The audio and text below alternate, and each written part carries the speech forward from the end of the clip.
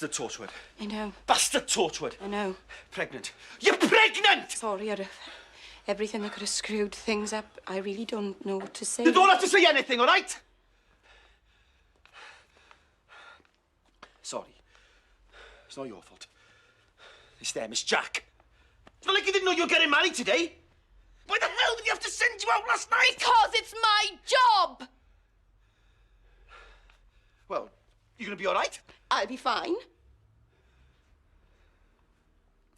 They'll take me to the hub. Owen's got this big machine thing. Good.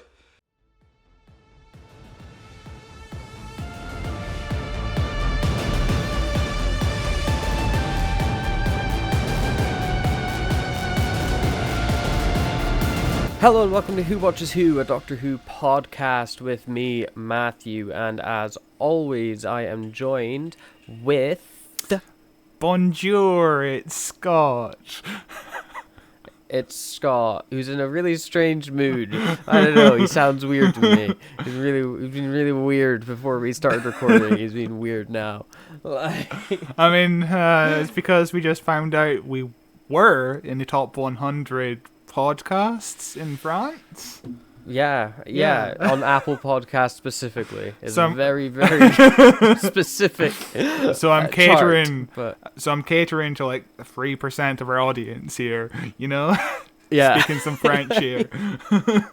Yeah, this tiny number of people that listen exclusively in France using Apple Podcasts. It's been a good time, thank you. Everybody else, do better.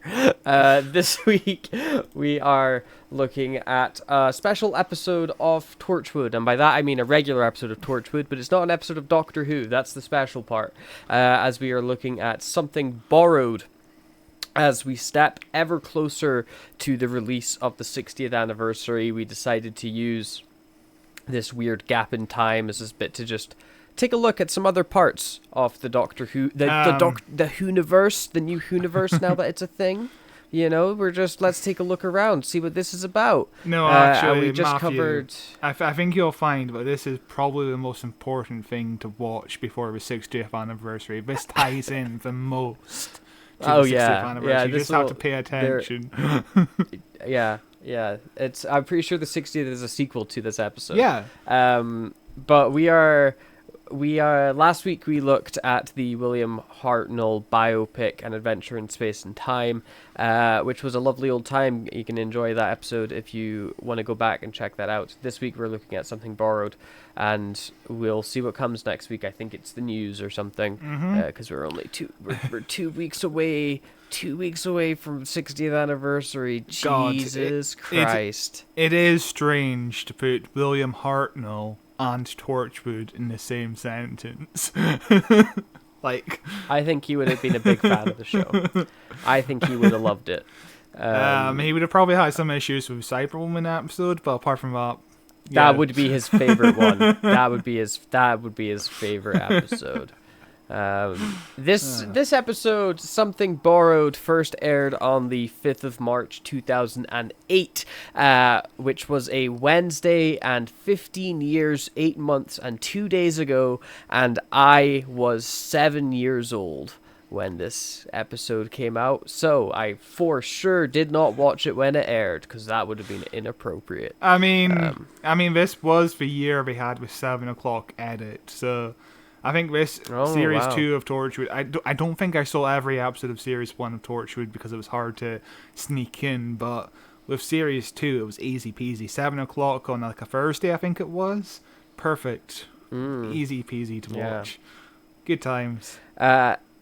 The US president at the time was, of course, George W. Bush, and the UK Prime Minister was Gordon Brown. Smelly. Could you guess? Because his last name is Brown.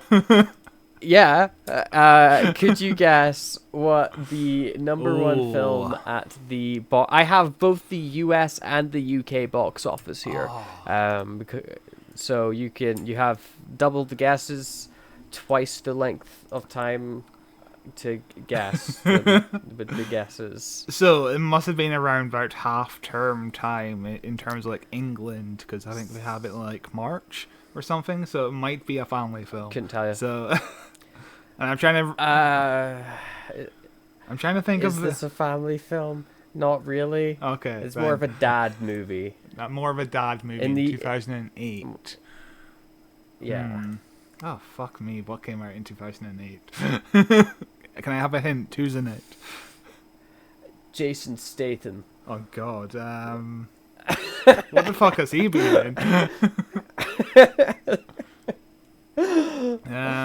You probably... I'd be amazed if you could get the UK one, honestly. What a fucking movie to choose. Was he in a movie called The Delivery Man? I don't think... I might have come out around this time. You've got... it's a 3-word title. You got one of the words right. Yeah, that was the one you got right, yeah.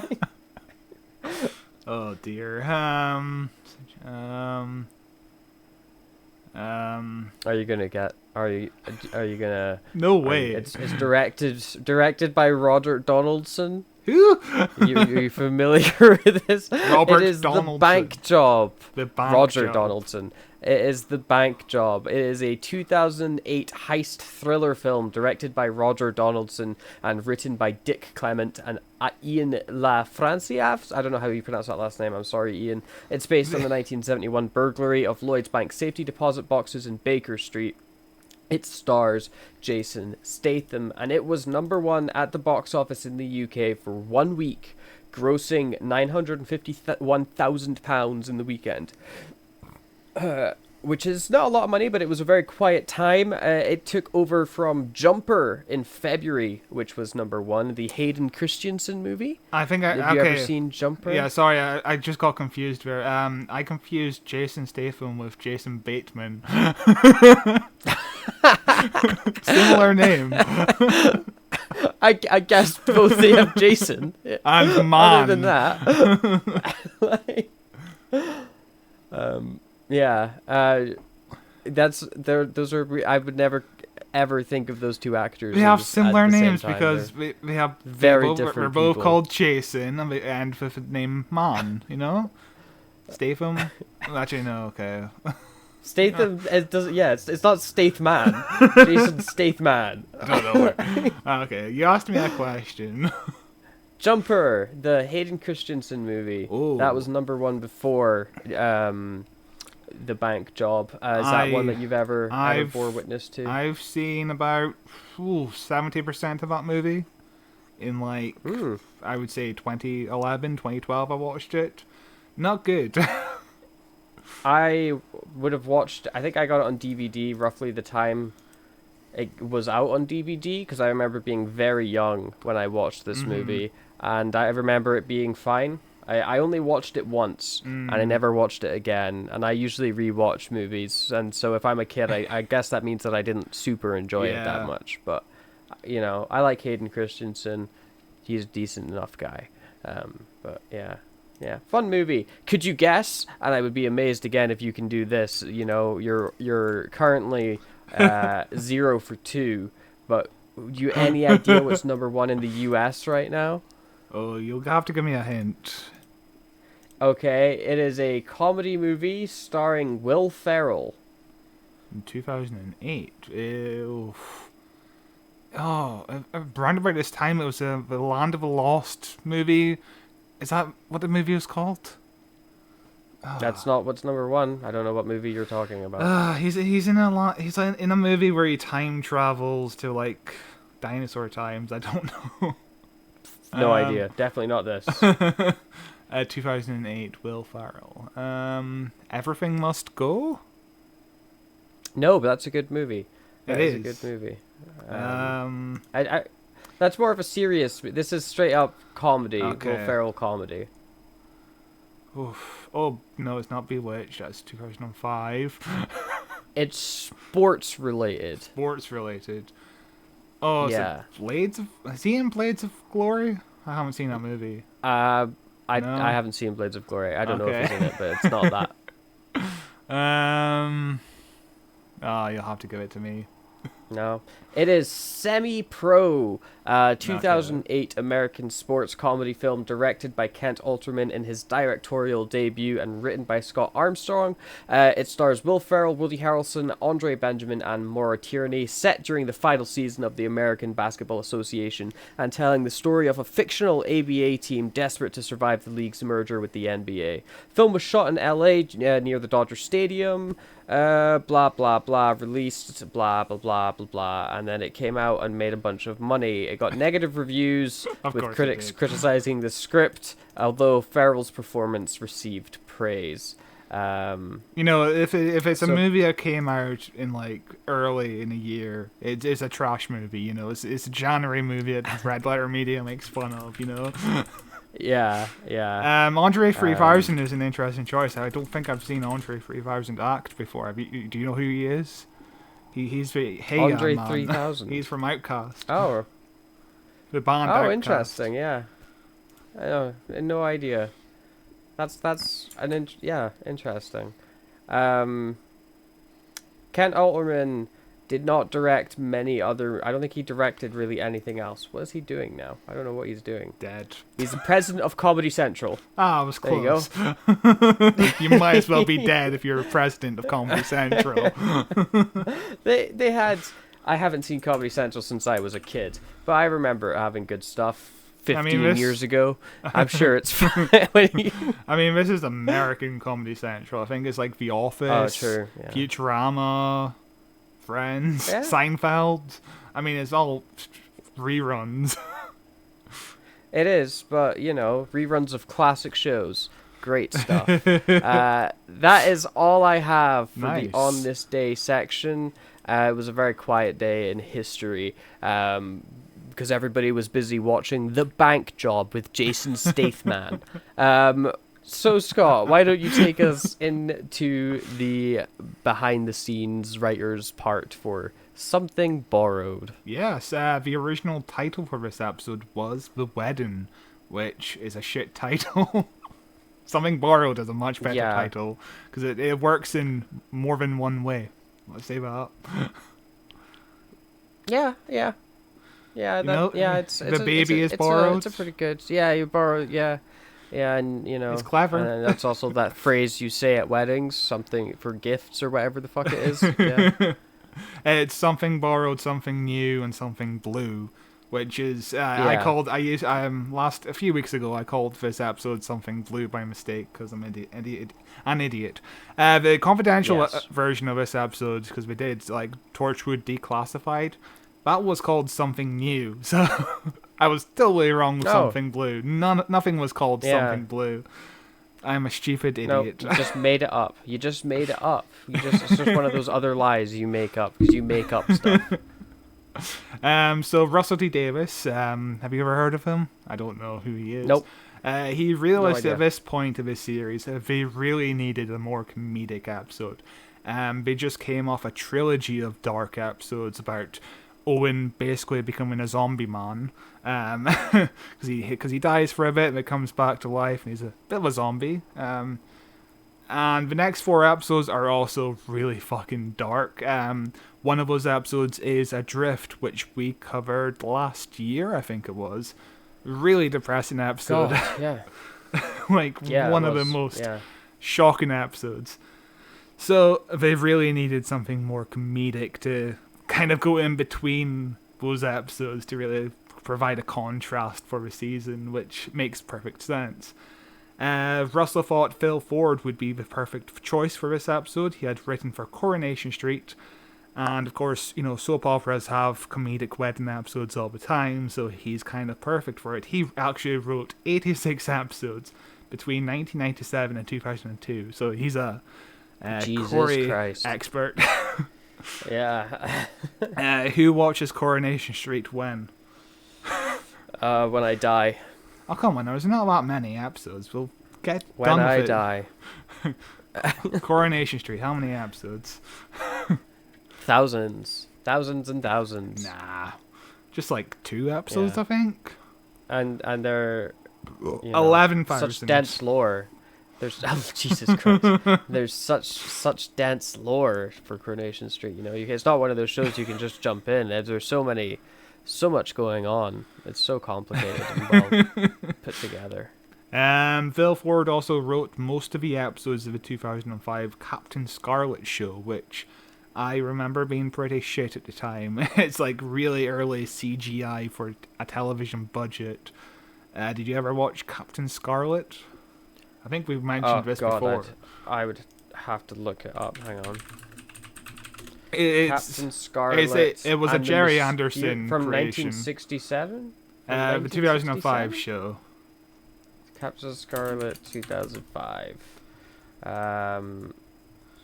No, but why does he look like rip-off Action Man? Because Action Man, I guess, was popular around the time. I loved Action Man at the time. Loved it. I had so many Action Men. It was unbelievable. But the show was terrible. I have never seen Captain Scarlet. It looks like a masterpiece. Oh, God. Great times. Jesus Christ. After 2007, Phil Ford mostly just did Doctor Who adjacent stuff. He wrote almost half of the Sarah Jane Adventures. He co-wrote The Waters of Mars with Russell T Davies and Into the Dalek with Moffat. Decent episodes. Into the Dalek, not so much, but The Waters of Mars is amazing. Waters of Mars is amazing. I remember Into the Dalek being fun, but it's not one of the episodes I've seen in forever. I don't think I've seen it since it aired, to be honest with you. Jesus.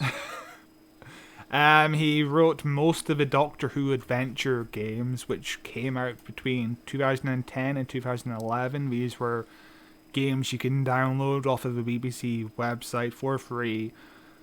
They weren't very good, but we should play them someday. Over my dead body. Over my dead body. He actually wrote the animated David Tennant special in 2009, Dreamland, which also co-starred Georgia Tennant. I remember that being terrible, but I never watched it, so I don't know. I imagine it's a masterpiece, much like whatever that other show was called. Another thing with terrible CGI. He also incredible CGI.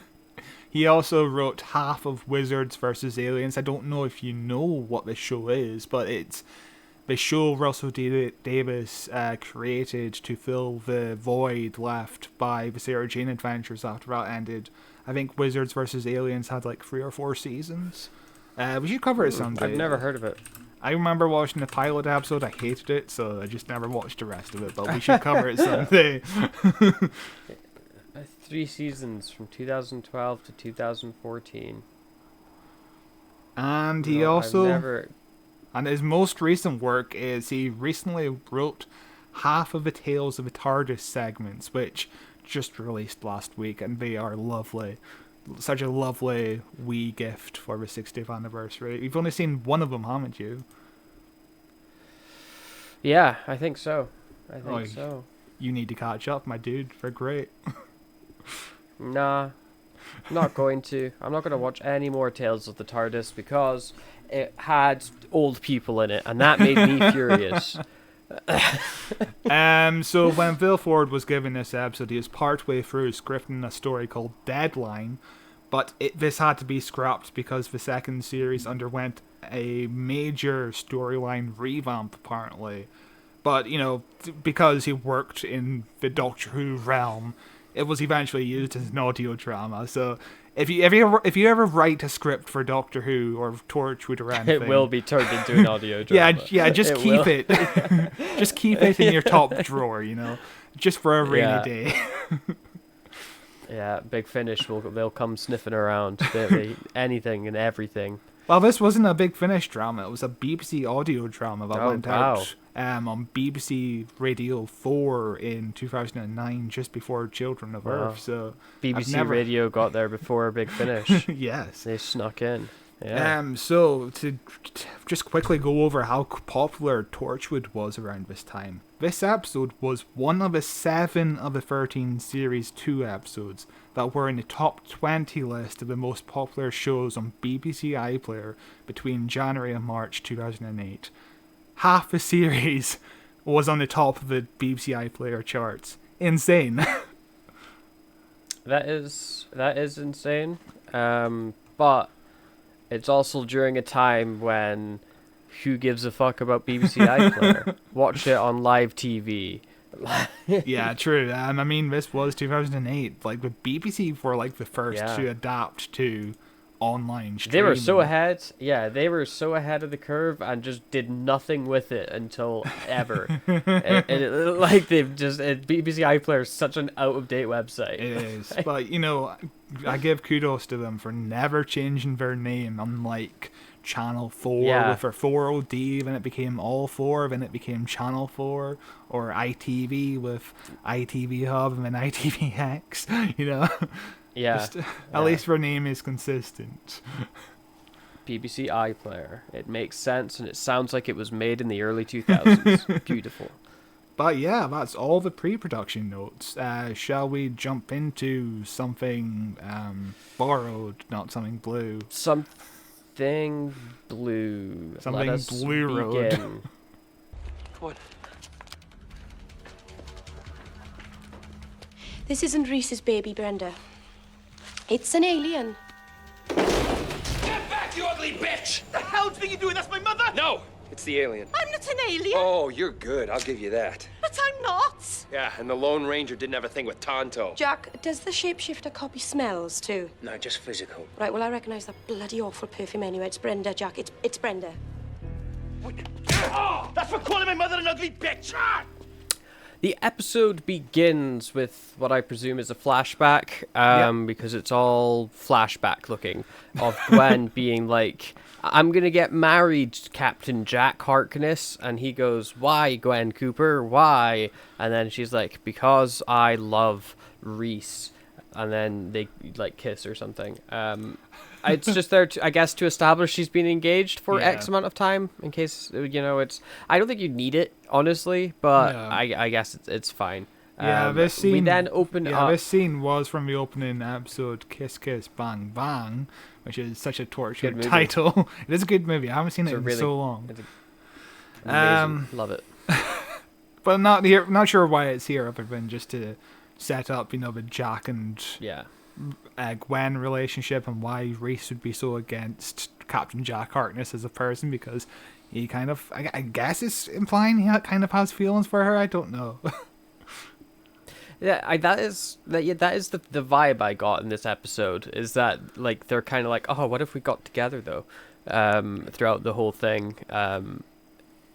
It's strange. It's a strange relationship they have, and I guess that's probably one of the reasons why Reese is really uncomfortable with maybe not a romantic relationship, but it's more like a Scully and Mulder kind of like relationship, you know. I mean, that's kind of romantic as well, but like towards the like season 1 Scully and Mulder, where we're not quite romantic yet, you know. yeah, it could be. I don't know. It feels like that sort of thing where it's like if the circumstances were different, then they would probably go for it.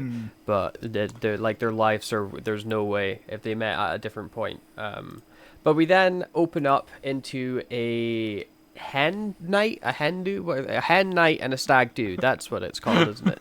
And and this is Gwen's head night, where all of her friends, who I assume we've never seen before, are out partying and having a good time. And Gwen eventually shows up, but she's late, and we start to figure out why she's late as we cut between this and a flashback of her being chased by a man in Halloween makeup, who's of course the shape-shifting vampire shape-shifting vampire man who eats people and does it for a partner or whatever the point. I didn't like the effects on the shapeshifter. Well, you'd be surprised to know that the makeup only took 1 hour to apply. It's not the best makeup of Russell T Davies. There was plans to do more like elaborate makeup, but Russell T Davies really wanted people to see the person that the monster was mimicking. So the makeup is like minimum. It's fine, you know. It's Torchwood. You don't expect the biggest special effects ever. Yeah, no, it's whatever. It reminded me of a certain effect. I don't remember what episode it was from, but it reminded me of a Doctor Who villain. Very. It's kind specific. of like, yeah. Thank you. I need to get like a good look of it. Again, try and find a frame. Are you thinking of Curse of the Black Spot? There is one shot where it kind possibly of looks... it's just the sharp teeth. I feel like I've seen the sharp teeth in so many other things that it's hard to pinpoint where it's from. But it's those sharp shark-like teeth that I'm like, this is very familiar to me. Maybe a bit of the vampire episode with Matt Smith. Maybe a bit of that. But anyway, have you heard about Reese's cock? That's well, we do see Reese's arse in one of the episodes, and he smacks both of them a couple of times. It's brilliant. It's like one of the best scenes in Torchwood history, hands down. I would fucking go to this club though, because we're playing Scissor Sisters. Do you know about Scissor Sisters?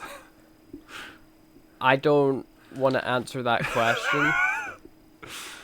It is an American band that was really made it popular in the UK between like 2004 and 2008.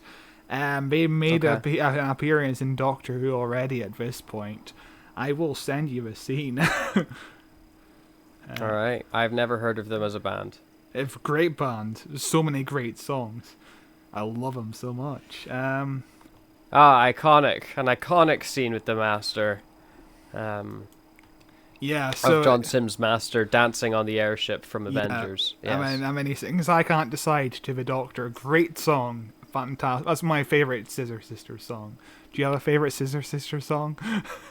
I like the one that goes like, "We are the Scissor Sisters." Do, do, do. It's on their hidden album, so you might know. Only true fans get access to that one. Did you know, by the way, that if you separate the audio channels of that scene of Doctor Who, you can actually hear John Sims singing? Amazing. I have to send That's this great. to you because it's brilliant. I can't decide whether you should live or die. Oh, you probably go to heaven. Please don't hang your head and cry. I wonder why my heart feels dead inside. What's great is this is a more realistic look at what it would have been like in that room. Yes. Like if I you love were the it so Doctor, much. you know? That's great. That's a really fun clip. What a guy. What a guy, John Sim. What a guy.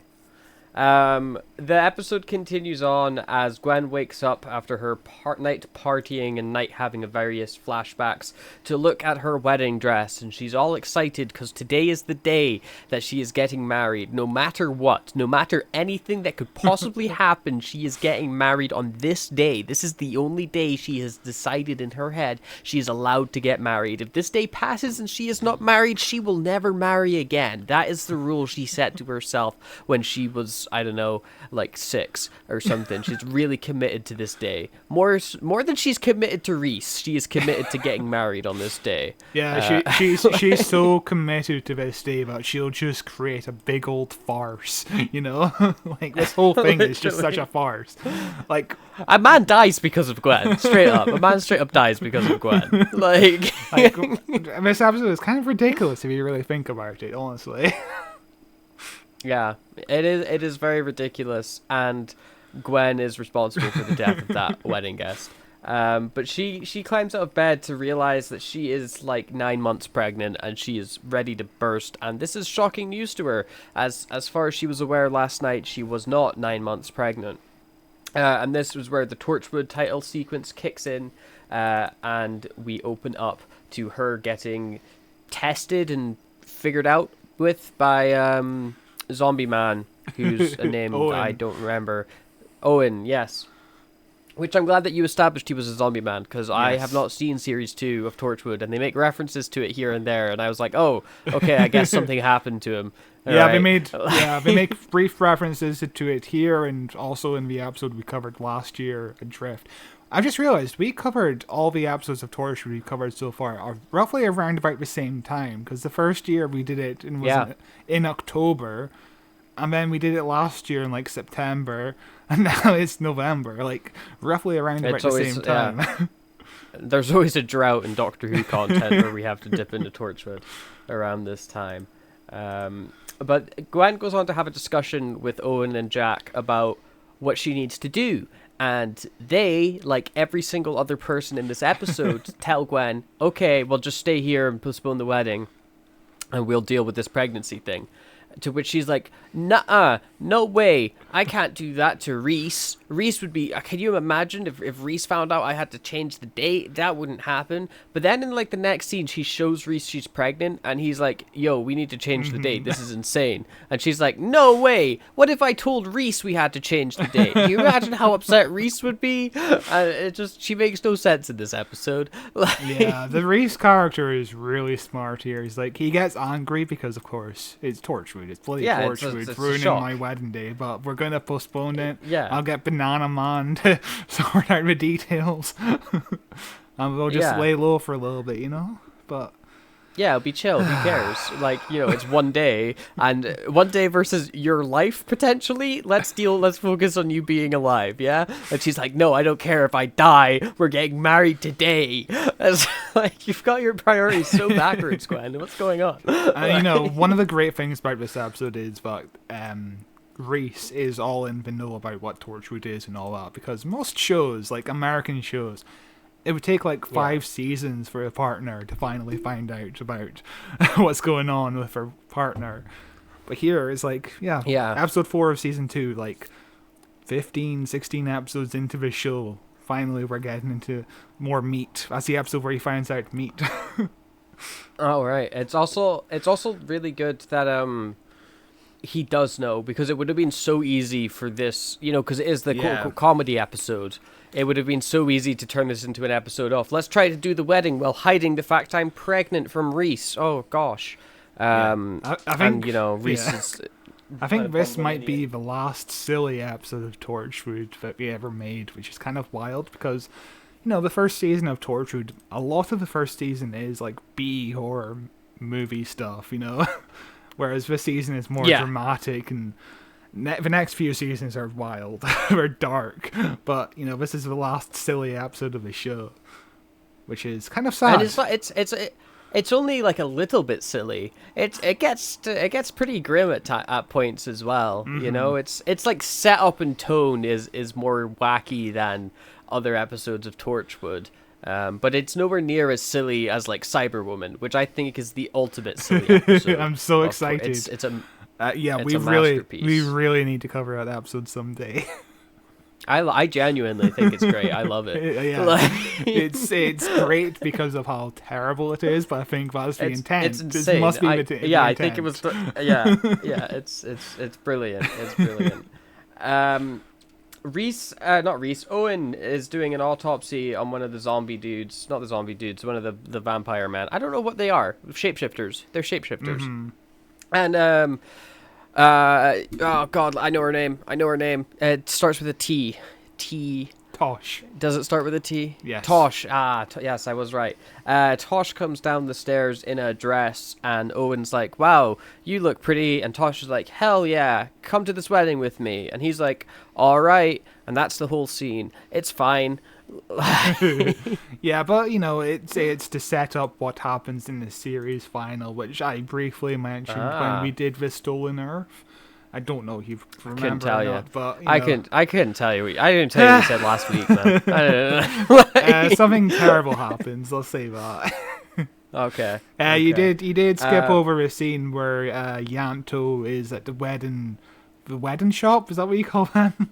The wedding dress. It's a wedding dress shop. Yeah. Yeah, he's trying to get a dress, and apparently Ray Holman. I'd like to buy one wedding, please.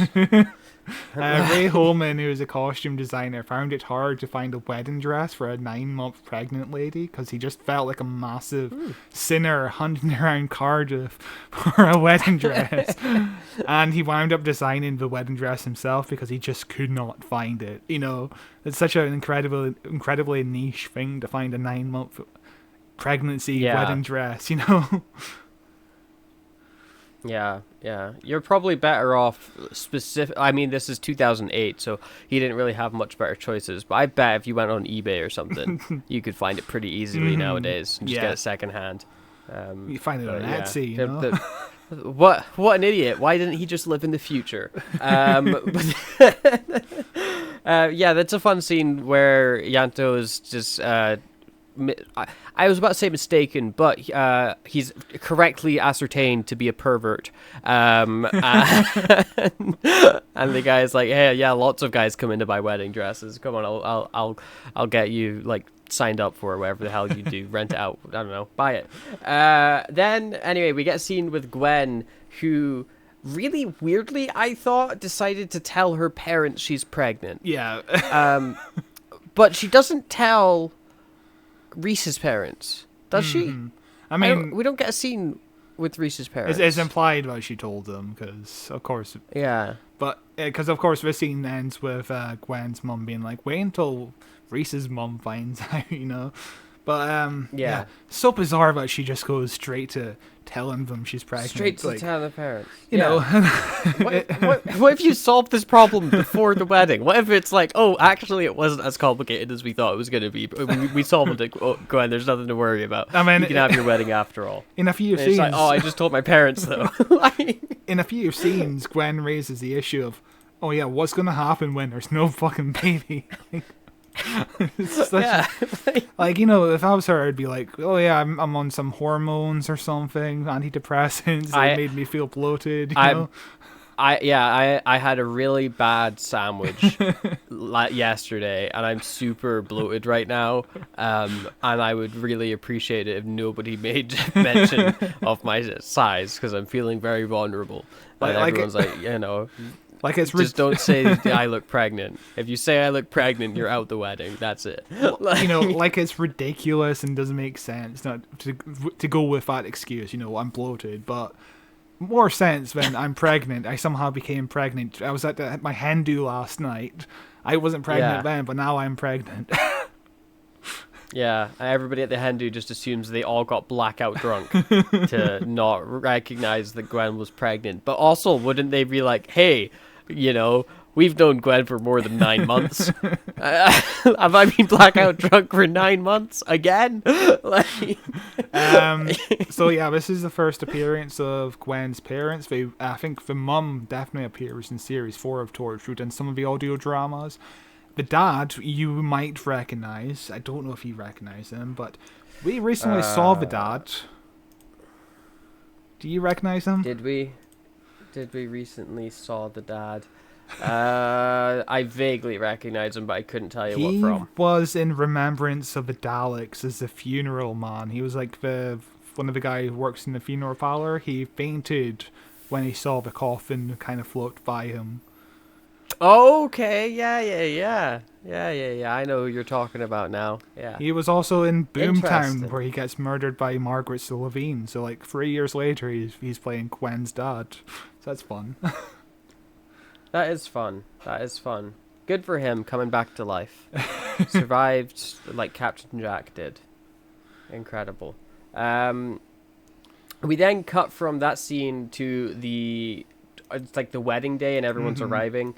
We get some like hashtag comedy with the parents, and it's a very familiar location. Yes. I find this wedding venue is I don't know. There's something about it that it's like I've seen this somewhere before. Yes, if you've been watching all the episodes this year to kind of go along with us reviewing these episodes, you might recognize this from the wedding of Sarah Jane Smith. And also the Big Bang, the episode of Doctor Who that we just covered a few months ago. It's the same wedding venue. So yeah, I guess this completes the trilogy of this wedding venue being used. An iconic trilogy it is. Iconic trilogy. We then get that scene with Gwen and Reese where Gwen is like, what if I have to what am I going to tell my parents after today? Why? Whose idea was this? And she's really hard to root for this episode. I find she's like none of her motivation or writing makes sense for her. She's thinking so irrationally the entire time. I guess about she weird stuff. I guess she did just randomly get this sudden rush of hormones overnight. It must be hard for her body to adjust, you know. Like I that's guess, insane to think yeah. about. I That's guess my so, only but reason. She yells at Jack, you know, don't mention my hormones. So maybe that is the problem. I don't know. I really don't know. It's so strange, but it's like the episode doesn't exist without Gwen acting insane, though. That's Yeah. I think the issue with the episode is unless Gwen is actively being like, let's do a wedding no matter what, there is no reason for this episode to exist. Like, you know, maybe it makes sense if she woke up and she was like 2 months pregnant. And then throughout the day, she just kept on getting more and more pregnant. You know, at the start, it's something she can easily hide. I think that's a better way to do the episode because that's more funny. You know, her trying to hide her pregnancy throughout the day as it's getting bigger and bigger. That is more funny, and it also avoids the problem of having to justify not canceling the wedding. Because you could just be like, oh, it's okay, no one will notice, we can go ahead with it anyway. Oh my god, they're starting to notice. Oh my god, I'm so big, I have to tell Reese now. Oh my god, we've got to hide it from our parents, you know.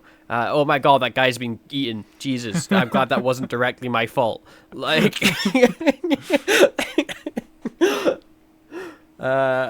yeah, that is a much better idea. I like that idea better. Yeah, like Let's go back in time and pitch like, that one. Like maybe she doesn't even realize she's pregnant at the start. Maybe Owen runs some tests and later on in the wedding she just realizes, oh shit, I'm pregnant and we can't cancel the wedding because we're right here, you know? Yeah. It's already a better idea. It's already a better idea than this episode was. And speaking of bad ideas, we are about to meet two of the worst characters in this episode, hands down. First one, I don't even remember his name, but he is a cool guy. He's a really cool guy. And you know he's a cool guy because he has got sunglasses on his head. Yeah, his name is Not Mervyn. on his eyes. Not on his eyes where you normally keep sunglasses, where you or I, simple laymen, would keep sunglasses to keep the sun out of our vision. This guy's got sunglasses on his head. On his head. He's so cool, he doesn't need to wear them. That's the type of cool guy we're dealing with. Yes, he's also like 50. This is, of course, Mervyn, the Minister of Sound, the Duke of Disco, the Regent of Rock, and the Lord of Love. Yeah, he's a cool dude. He gives off really rapey vibes, doesn't he? Both of these guys. Christ. Both of these guys, big rapey vibes. It's awful. The other guy who is his mate greets him. Yeah. He's the best man, isn't he? Yeah, he's and Reese's best mate, Banana Man. Yeah.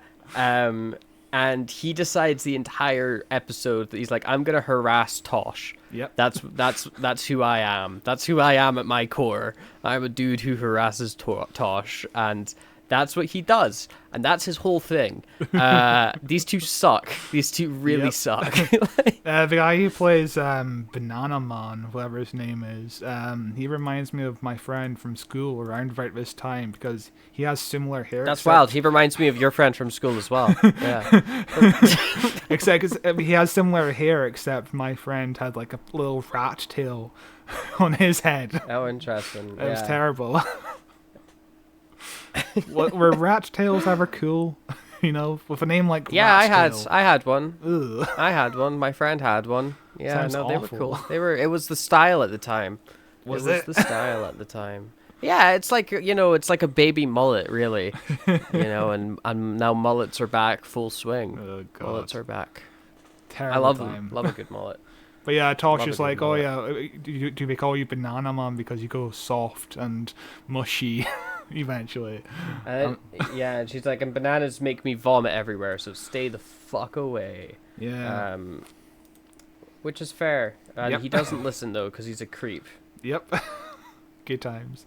The episode continues as the really cool guy is really cool and not at all super rapey. And, you know, goes over to a bar and hits on a lady who's definitely a lady and not someone who's going to eat him. Then we go to Tosh and... oh my god, I've forgotten the main character's name. My Gwen. brain. Gwen. Yes. Gwen. And this is a scene where Tosh is being crazy, where she's like, I fully understand where you're coming from, Gwen. I support your decision 100,000%. You are in the right. You are right. And it's a weird scene to have, but I guess, you know. Can anybody let us know? Is this something you guys agree with, or is it just us who thinks this is insane? Because it's insane. It's just insane. Yeah, maybe we're being unreasonable. Maybe if you get surprise pregnant with an alien, you have to go through with the wedding. Maybe that's the natural path to take, and we're being the ones that are being obtuse and strange. But somehow I just don't. I find that hard to believe. But this scene is quite lovely because they talk about how it will happen for one day for Tosh. You know, she will find her love someday, and Tosh is like, oh, in sickness and in health, till death do us part. And in the background, you can hear the Owen theme song. You know, it's Owen's theme. Foreshadowing. I can't say much more than that at the moment. Wow. Foreshadowing. Interesting. We then get a cute-ish scene, I guess, with Captain Jack and Yanto, where they're talking about how his dad was really good at giving head or something, and that now Yanto should give head to Captain Jack. And then they get interrupted by Jesus Christ. Owen. Yes. Owen. Yes. Then they get interrupted by Owen. He's like, you guys should come and look at this weird alien thing that I found. In a really weird editing, it like flashes white. It's a fade to white edit. It's a weird cut. Classic Torchwood. But it's just 2000. It's that early or mid 2000s editing style where it's like everything's a weird music video. I appreciate it for how quick it is. You know. Yeah, and the fun sound effects on everything. We then get a scene with pervy cool guy where he goes back. He's chatting with the lady that's definitely not a shapeshifter, and she takes him back to the hotel room. Tosh comes up to the bar afterwards to get a drink and spots a little black spot on a napkin from the shapeshifter, which I don't know why she left a black spot. Is she being cut? Is she bleeding? Yeah, the cool guy pinned a he pricked her. Yeah, he pricked her. Yeah. I didn't. In my head, he didn't prick her enough to draw blood that much, but yeah, he must have really stabbed it into her. He really wants to prick her, if you know what I mean. Oh yeah. Then we cut to a scene where Gwen's getting possessed by a demon. When she's sitting on the bed doing, I guess, yoga. But the way that she's just sitting there, the way it's framed, she got her head up. It looks like an exorcism is happening. It's insane how well her body adjusted to this pregnancy overnight. You know, she grew extra skin overnight, just magically. Who doesn't? But she gets, her bridesmaids come by and they're like, oh my god, you're pregnant, Gwen. And then it's like a pause for laughs scene. As we then cut to a man getting his belly button vacuum cleaned. As cool guy is laying on his bed making out with the shapeshifter lady, and she decides to escalate things a bit and, go downtown. But she stops before she gets all the way to take a brief moment to really admire that belly button and really, really rock its world. Oh yeah, it's like Tommy Wiseau in the room fucking the belly button, you know. Yeah. It's very silly. And the whole time we're cutting between this and a Banana Man getting beat up for harassing Tosh. Yeah. And it's just this entire part of the episode I hate. It's really bad. It's not aged great. These are characters I don't like being awful, and it goes on for too long. I don't want it to be in the episode. Get rid of it. Yeah, these are characters who are best friends with Reese, apparently. if Reese, what the fuck are you doing hanging out with these two people? Like, Jesus Christ. They do not seem like they would be friends with Reese at all. Like Reese is almost a total sweetheart. You know, Reese can do no wrong. He's a decent dude, and he hangs out with these two guys. What the fuck are you doing? I guess Reese? it shows. I guess Reese is only a decent dude to Gwen, though. Maybe. Like, these guys are reflections of who Reese really is. You know, at his core, he's a creepy, perverted weirdo who just so happened to get in a relationship with Gwen and be really committed to that. But deep down, he's still a freak. He's still a freaky weirdo guy. We then get a scene with Yanto, Captain Jack, and Owen, and I don't remember a single word from this scene, so why don't you describe it, Scott? Basically Owen explains that the male, they're called Nostrovites, and the male Nostrovite carries the fertilized egg in a sack and kind of feeds it to a host. It's kind of like a freeway situation here, because of course you can't get away with a Torchwood episode not having sexual innuendos every episode, you know. Yes.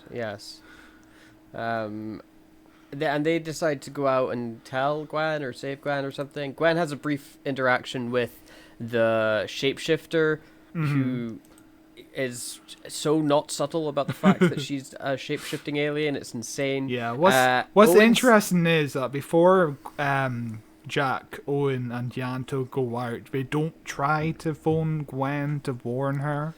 Or phone that's Owen, too hard. or too hard. That's too hard. Yeah, no. Got to tell her in person. Yeah.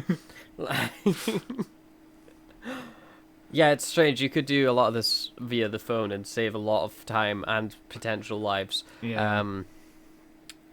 Owen is also is like, I'm gonna use this tool.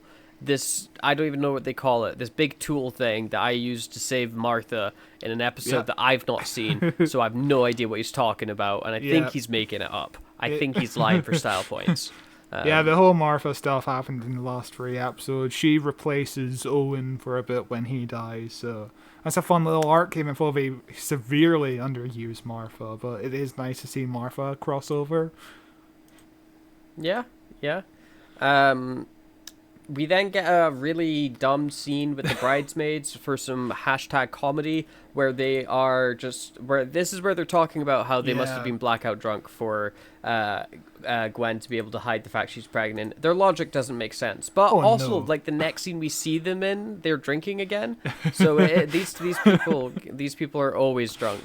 You know, if Gwen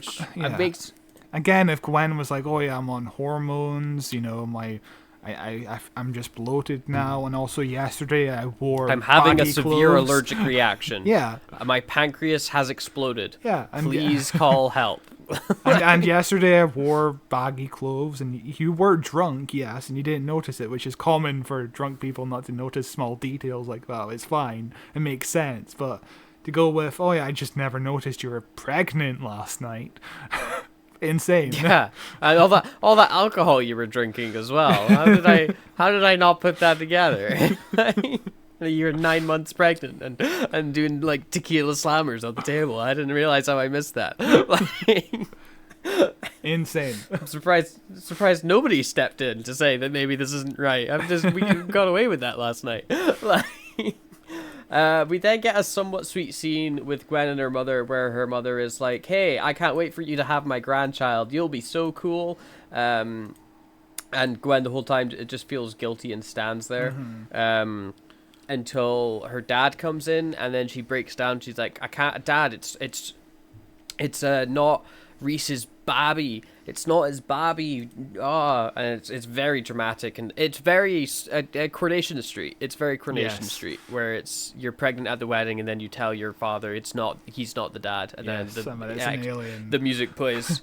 Like how many episodes? And that's an alien, and then how many episodes of Coronation Street have you seen with an alien baby at a wedding? Like every single episode. I think every episode. Yeah, I think they keep using the same cliffhanger. It's really strange, but somehow it's compelling.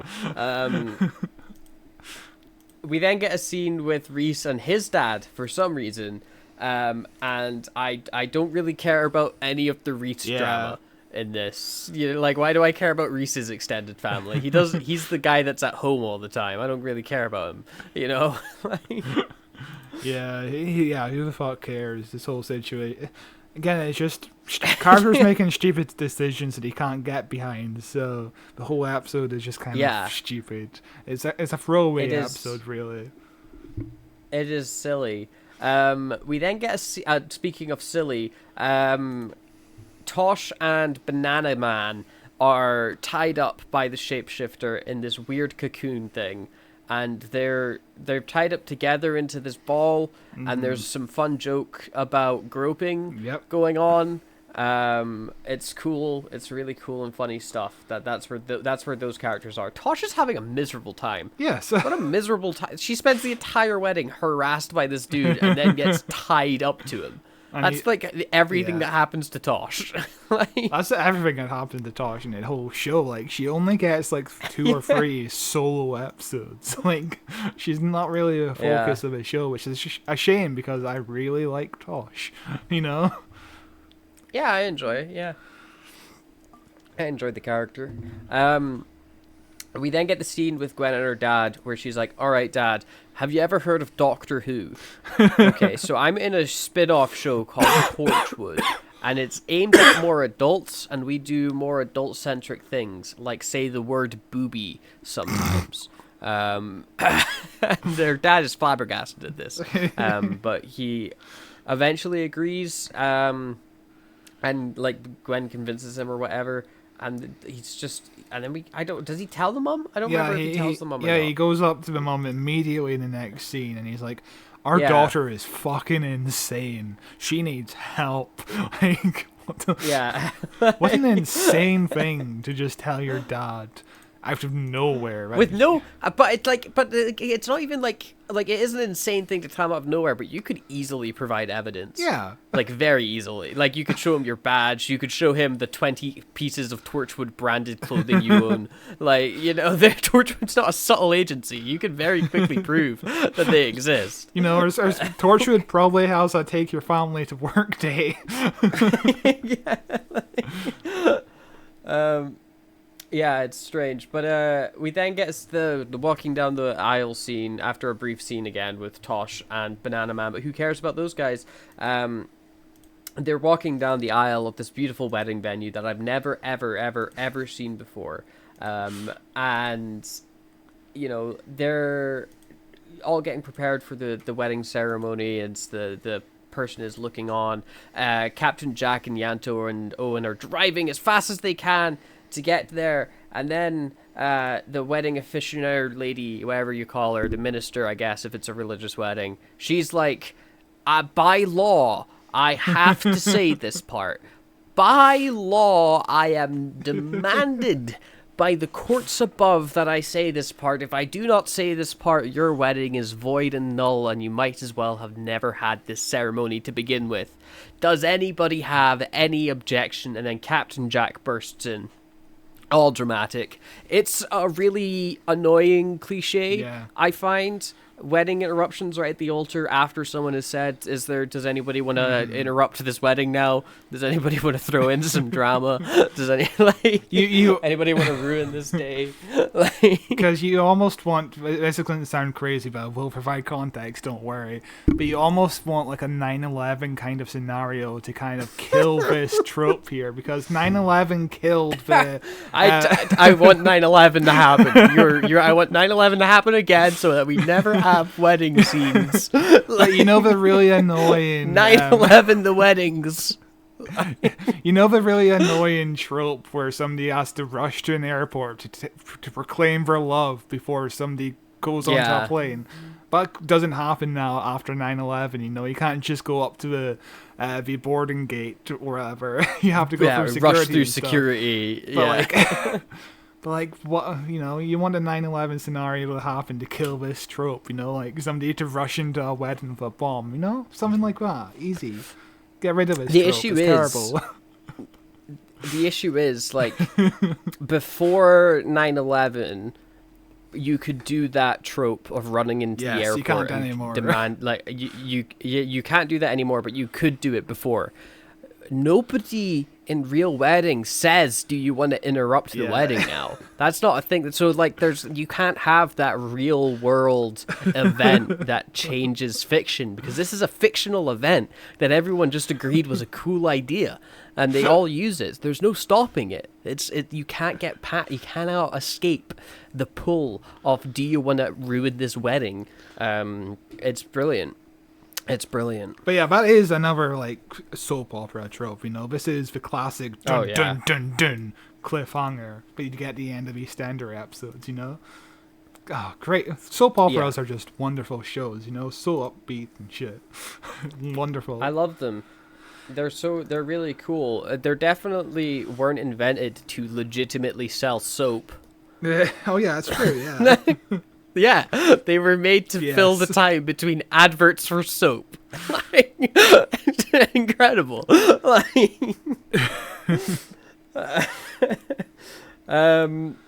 We then get the scene where Captain Jack explains how the aliens work. The dad lays the egg, then the mum shows up to take the baby or whatever. We see the bridesmaids be full-on alcoholics and continue drinking, assuming that Gwen had an affair with Captain Jack and that he's the real dad.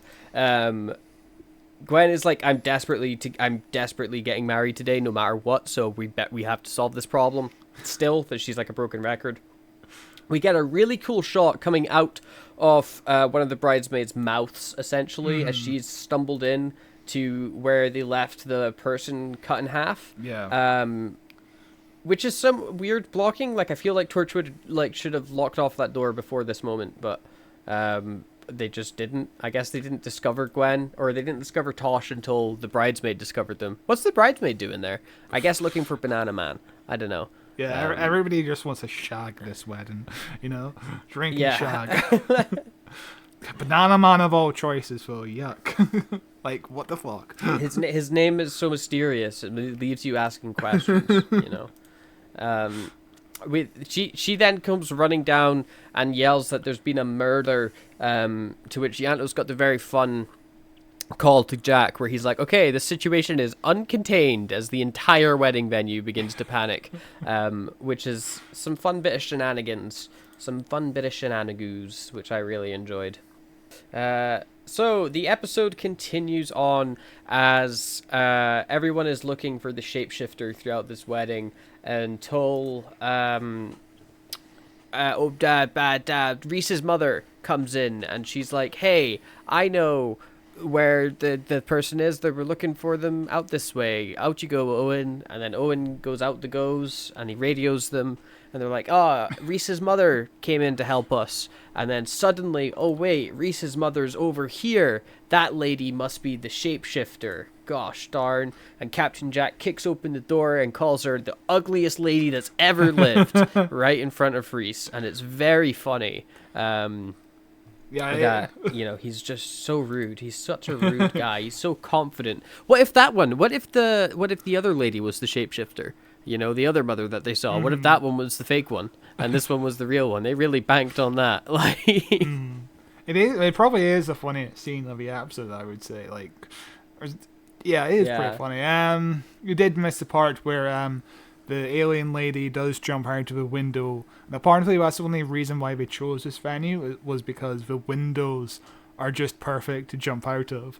And they had to build a fake window because, of course, you can't just break a window of a wedding reception, you know. It's a real life wedding place, you know. But it's cool. It's cool windows.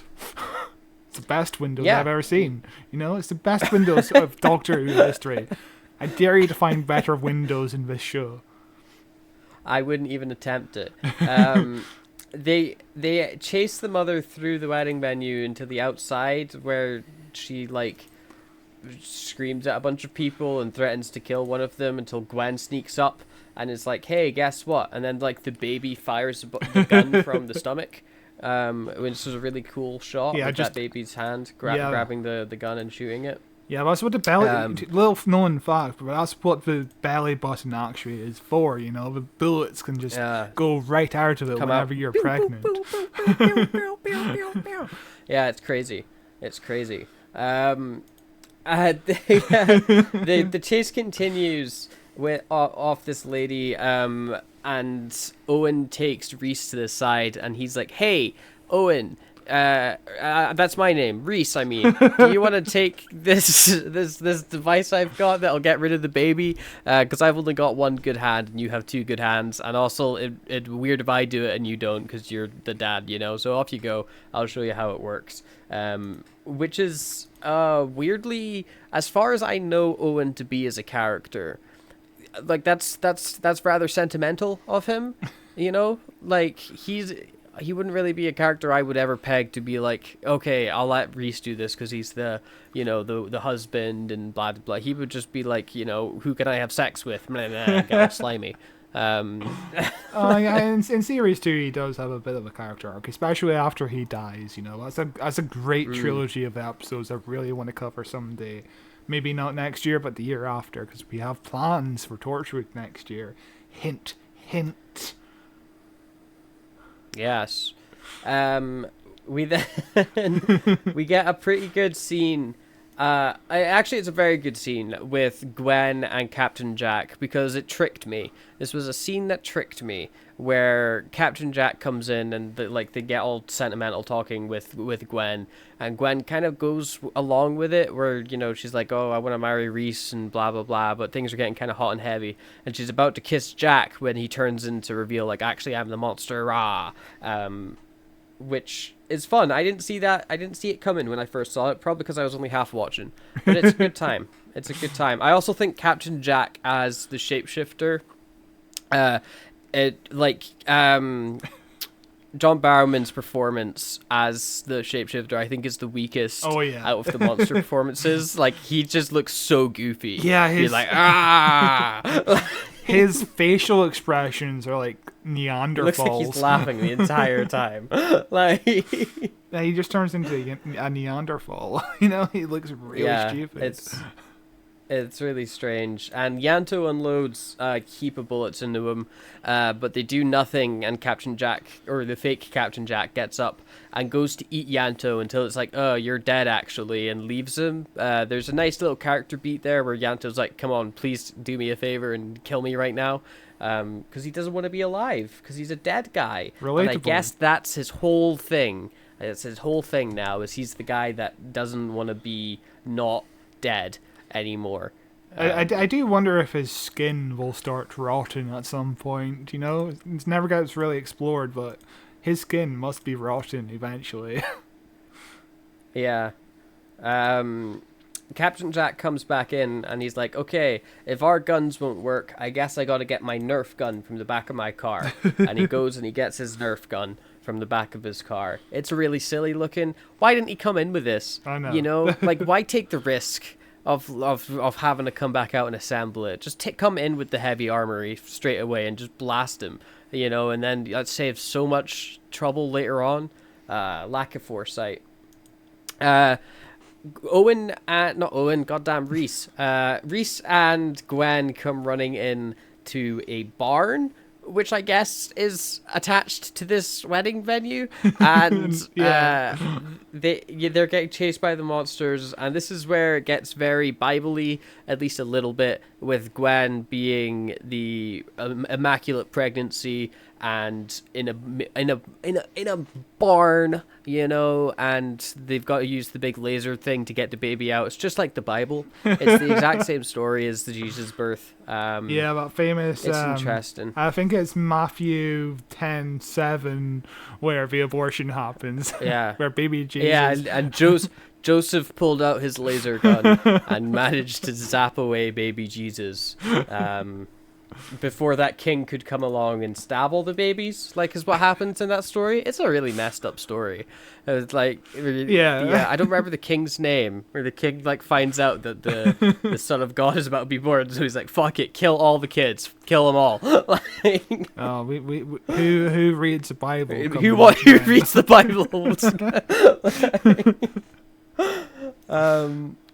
We then suddenly are watching Evil Dead as the demonic shape-shifting mother comes through the doors, and Reese grabs the chainsaw and lifts it above his head and comes charging at the shapeshifter, but it dies before he can really cut her in two. But there's some fun Evil Dead cinematography happening. Yeah. Even Captain Jack straight up says, "Hey, this is like Evil Dead," when he looks at Reese, in case you missed it. Yeah, it is ironic because the night before you watched this episode, Matthew, you wound up watching the new Evil Dead, and I was like, we'll be talking about the Evil Dead soon, and here we are talking about the Evil Dead.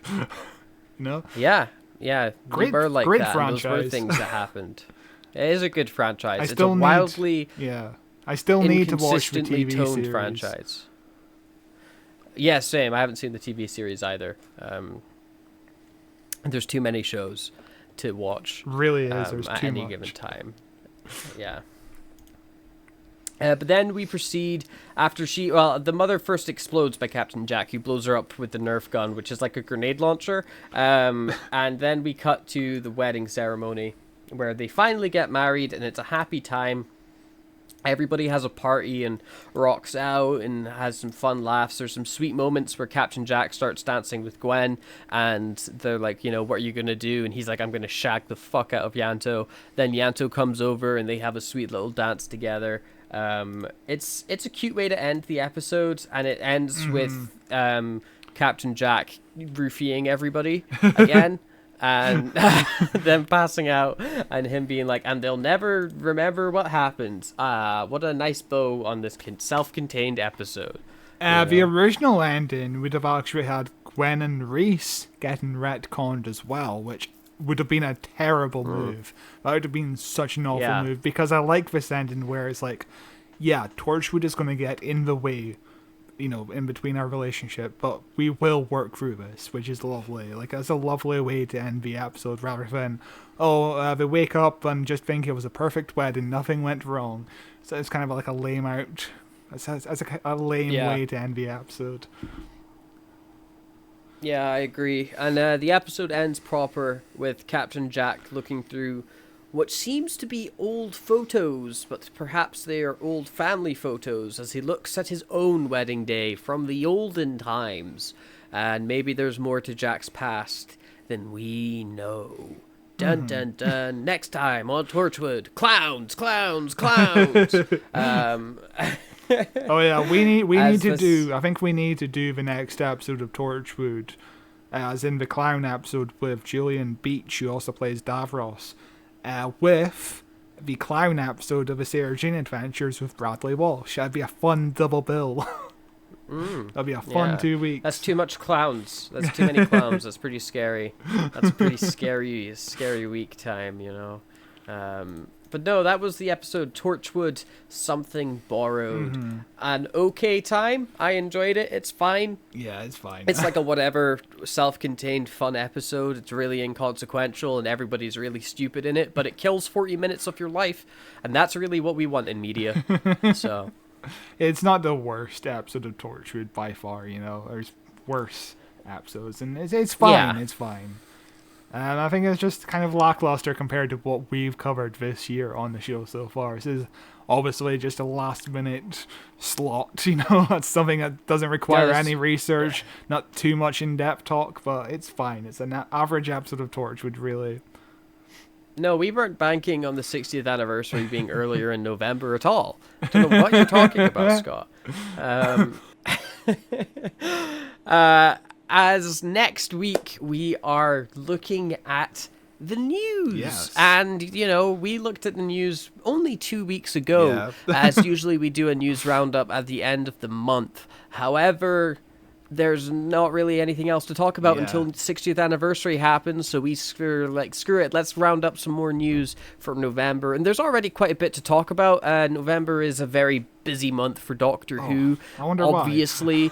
And so we've got some big news stories that we can cover next week, and I'm sure there will be a lovely discussion before.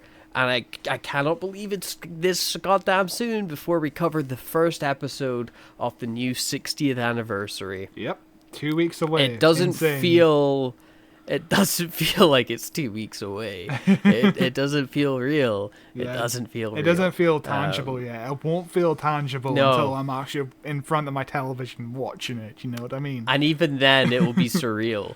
I'll need to watch it 2 or 3 times before I'm like, God, this is out now. This is the new era of Doctor Who is upon us, where it's all about multiverses and synergy and having multiple shows in a connected universe, like the MCU 10 years ago. I mean, that does kind of tie into what I was wanting to talk about. 2008 was a great year for Doctor Who. We had the second series of Torchwood at the start of the year, 13 episodes, and then we immediately went into Doctor Who itself. Another 13 episodes. We had 26 episodes of Doctor Who by July. That's insane. I mean, there's 12 more episodes of the Sarah Jane Adventures and autumn time, and then it's Christmas special. That was so much Doctor Who that year. It's insane to think about, and we never really had that again until maybe in a few years, which is really exciting. Yeah. I'm so excited to talk about so much Doctor Who stuff, and it all starts in a few weeks. What if it's bad? What if it's bad? What if it's bad? What if it's like Flux, but it's for the next 5 years? Well, that's going to be something to talk about at least. Yeah, I guess we could hate watch it. Yeah, I am excited. And until then, you can find this podcast at youtube.com/@whowatcheswhopod, where you can see us in video form. And if you're watching on YouTube, be sure to subscribe and like and leave a comment and do your social media, whatever the hell you do. YouTube's been around long enough. You know what to do. Also, you can find us in audio form anywhere you get podcasts: Google Podcasts, Apple Podcasts, especially if you're in France, Amazon Music, Spotify. We've got an RSS feed. We are everywhere in the audio realm where you can download us. We are on Facebook at facebook.com/whowatcheswho, and on x.com @watchesdoctor, where you can keep up to date with all our social media stuff. I'm sure we'll be more active on social media one of these days. Probably not. Who knows? Social media sucks. Who needs it? Until then, we will see you next week with more news. Woo! Woohoo! Wee! Woo! Bye! Bye! Bye! Bye! Bye!